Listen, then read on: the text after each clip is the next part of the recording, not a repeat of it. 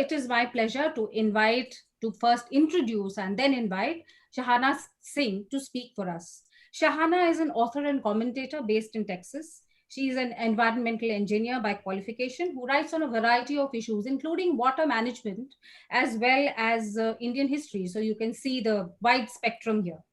Her first book, The Educational Heritage of Ancient India, was published in 2017. It has proved to be an awakening for Indians to show them what lies in their past and how they may bring it to the present.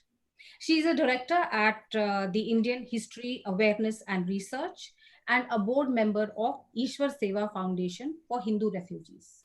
Shahana will be speaking on topics around her book, The Educational Heritage of Ancient India, but she will also bring it into a kind of modern perspective by speaking also of the colonial and the Islamic experience, which has changed our educational system beyond all recognition. Please, Shahana, we are waiting for your talk. Thank you, Sumedha, for that introduction. Namaste to everyone. It feels very special to be with people that I've admired and followed for such a long time. In many ways, we have learned and sparked ideas of each other, all of us here in this meeting today. So many thanks to Indic Academy for bringing us Sakhis together. So I see myself as an explorer who is trying to reach ancient India and to piece together her rich, exquisite educational heritage. My first book was very brief. It was like a monograph. So with my second book, I have tried to delve deeper into the topic of India's educational heritage. Hopefully it will be published around April or May next year. So I spent, as Sumedha said, I spent a lot of time writing on the water and wastewater issues of Asia as editor of Asian Water. And that made me travel a lot. And I even, and there too, there is a lot of involvement of women in the water sector, in bringing water for the family, keeping it, collecting it and using it in a conservative way. So water is still a topic very close to my heart. There is a massive sanitation crisis in the world today. And even in this, I feel that we can take multiple ideas from ancient India. And as Sumedha already mentioned about the Hindu refugees that I'm working with, we are trying to give livelihoods to the women who have migrated from Pakistan, or rather they have been driven out. And we are in the lockdown period, we have succeeded in giving them some new skills, and we are waiting to market that very soon. So, coming to today's topic of Indian feminism, I want to speak about how education was as important to women in ancient India as for men. And Deepa explained that very well. And what can be more telling than the fact that the deity we worship for knowledge is Saraswati? She is the Devi who grants learning, speech, eloquence, knowledge of music.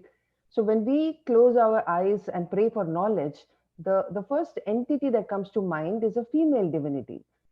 What's more, the Upanayana ceremony, which was performed in ancient times for entry into higher education, was performed for women, for girls and boys both. It was not just for boys. And so many names have been mentioned. We have as many as 30 women who have composed suktas in the Rig Veda, and then in later period, of course, many more. So what fascinates me is that these ladies who are mentioned in the Rig Veda must have made real contributions to the advance of scholarship.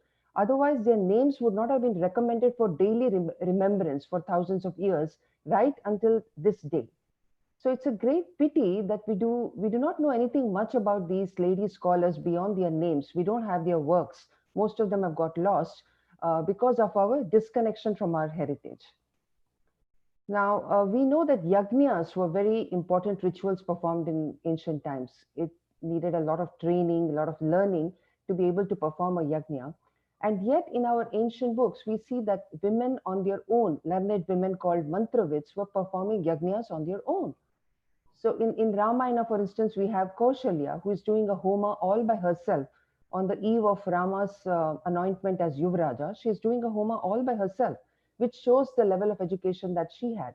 And then we have Brahmavadinis who did not marry but dedicated their whole life to learning. And women were also learning complex subjects, complex and abstract subjects like Purva Mimamsa, which was not easy, and not many would want to go into that. But we have terms for women specialists in all these esoteric subjects.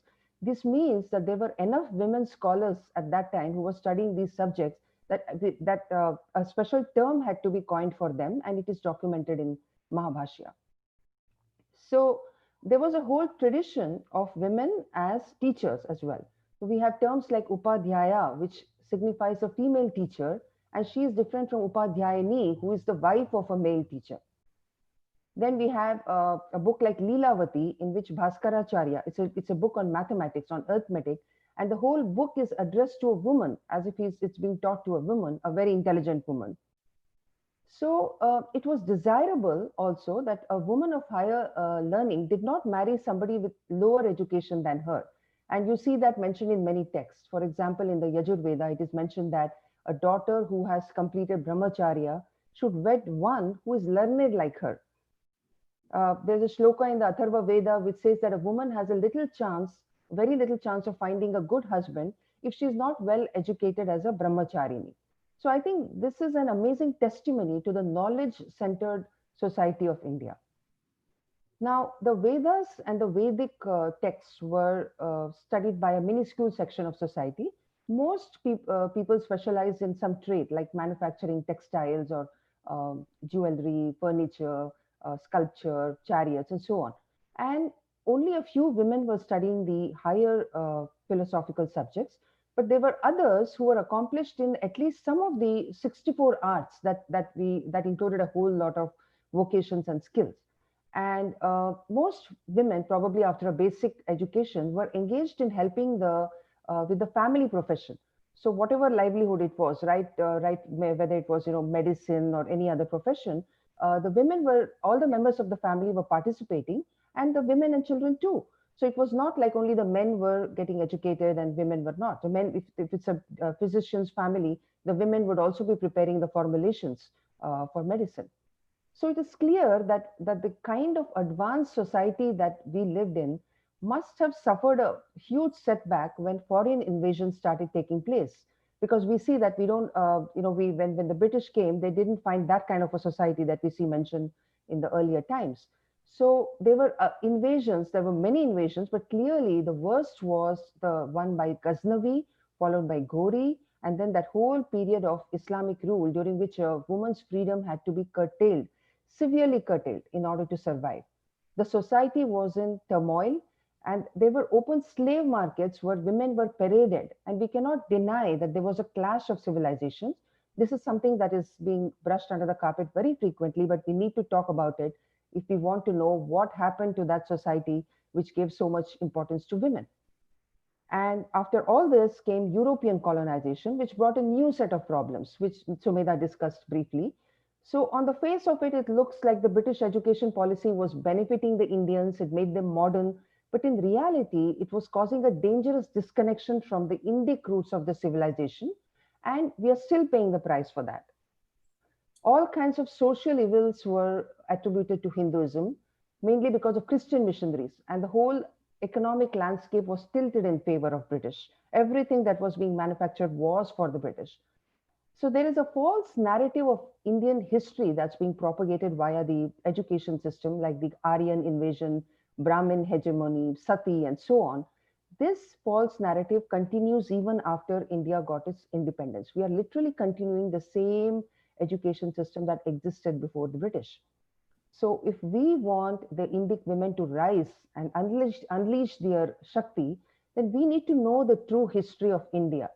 We need to know the educational heritage of India and her myriad traditions. We need to know how much importance was given to the divine feminine. So, these are some of my thoughts today, Sumedha. Thank you, Shahana.